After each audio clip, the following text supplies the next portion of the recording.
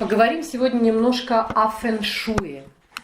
Многие люди, которые живут вот в России, но наши русскоговорящие жители в других странах мира, очень большое внимание обращают на фэн-шуй.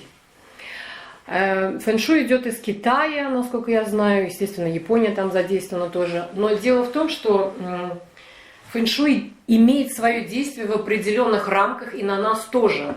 Но если мы к этому относимся со здравым умом, оно, конечно, может принести нам определенные плюсы.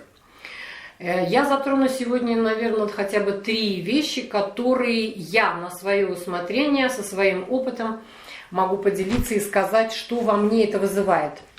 Например, тема зеркал. Зеркала по фэн-шуй нельзя вешать, значит, они не должны отражать спящего человека, то есть во сне. Естественно, я бы не советовала, это мой опять, я говорю, опыт или совет, чтобы не отражали спящего человека ни сверху, ни сбоку, ни спереди. То есть кровать, там, где спит человек, желательно зеркала не должны отражать. Почему вопрос? Потому что зеркала связаны всегда с потусторонним миром. Это издавна так считалось, оно связано с другим тонким миром, и это считается воротами в другой мир. Качество зеркал, те, кто с ними работал, что в них отражалось, играет большое значение. И, соответственно, когда человек спит, его астральное тело зачастую покидает его физическое тело это называется тело путешествий, да, астральное тело. И оно странствует во времени, мы видим сны и так далее. И когда зеркала имеют негативный оттенок, скажем, да, который у нас висят, то наше тело может там запутаться, либо с того мира, с тонкого, кто-то может приходить как через открытую дверь и влиять на наше пространство, то есть мешать. Нам могут и кошмары сниться и так далее. То есть что-то может оттуда как бы выйти в наш мир и вовремя не уйти. И это влияет на нашу жизнь, на нашу психику, на наше внутреннее состояние. И некоторых это доводит даже до психических болезней и до физических.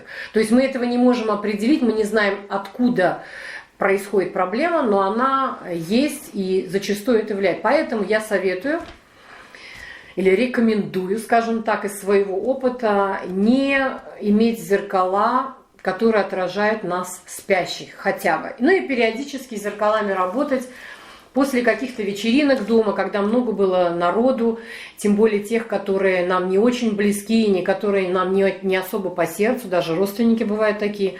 После того, как гости уходят, протирайте зеркала, в которых они смотрелись, или в этих зеркалах отражались эти люди, потому что у каждого есть свои эмоции, негативные, и это все отражается и остается как пыль такого рода на энергетическом уровне. Тем более, когда в семье были скандалы, идут, и все это тоже зеркала получают, и они заряжаются этим. То есть имейте в виду, что периодически нужно зеркала протирать тряпочкой мокрой с водой. И мысленно всегда включать мысль в эту работу, что вы очищаете от негатива, снимаете весь негативный налет. И всегда старайтесь в зеркала после этого смотреть с улыбкой, желать себе всего хорошего в вашей семье. То есть вот этот первый посыл после очистки очень хороший. Вы как бы его заряжаете на позитив. То есть не забывайте об этом. Вот то, что можно сказать про зеркала. Следующий момент. У многих людей скрипят двери. Входная или дверь, или где-то в квартире, неважно. Тоже негативно можно объяснить. Этот негативный скрип, он подсознательно влияет и раздражает нас где-то. Мы осознанно можем не замечать, и некоторые говорят, да, это мне не мешает. Но все же на наше тонкое тело эти негативные звуки, они негативные, это не звон колоколов, который влияет именно позитивно с очистительным таким эффектом, да?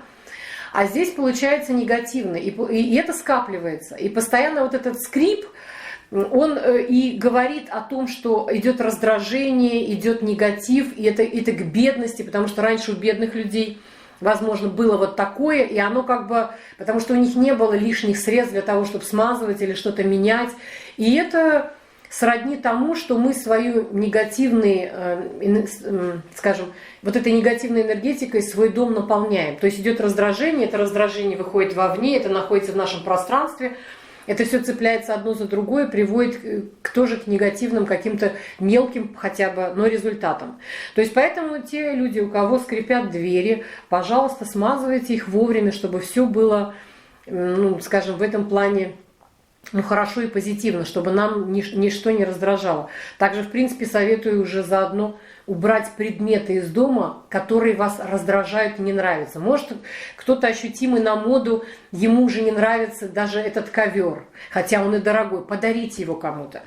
Как только у вас попадаются на глаза предметы в доме, которые вас начинают раздражать или не нравятся, и это вы заметили не один раз, а несколько, лучше от этих предметов избавляться. Я говорю, подарите их человеку, который будет это ценить и радоваться.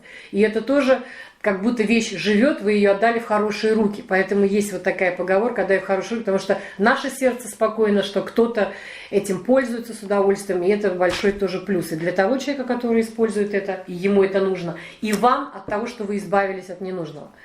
Следующий момент также относится, мы сказали, к тому, что если капают вот... в доме вода капает, то есть уходит вода, неважно это с кранов, в общем-то, тоже желательно починить. Почему это влияет? Это тоже идет в принципе потеря энергии, как будто идет. Вот она капает, то есть вода используется не по назначению. Это опять-таки, если с природой мы сравниваем, это природные богатства, которые мы неправильно используем. Мы за это отвечаем тоже. Поэтому этот грех на нас висит.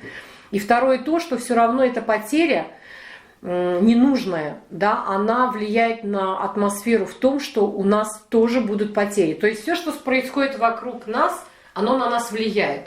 Поэтому важно около себя иметь хороших людей, это тоже надо заслужить, которые вам дарят позитив и которые влияют на вас так, чтобы вам хотелось жить и петь, и развиваться. Также и предметы, которые окружают нас, и их действия должно быть, как сказать, в том, для чего они предназначены, но не выходя за рамки и уходя в негатив.